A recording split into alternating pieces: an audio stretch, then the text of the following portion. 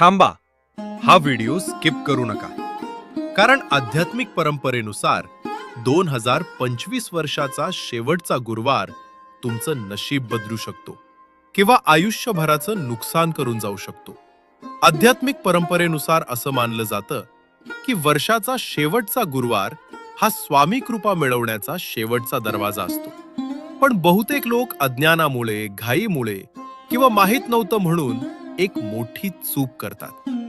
या दिवशी कधीही कोणाचा अपमान करू नका.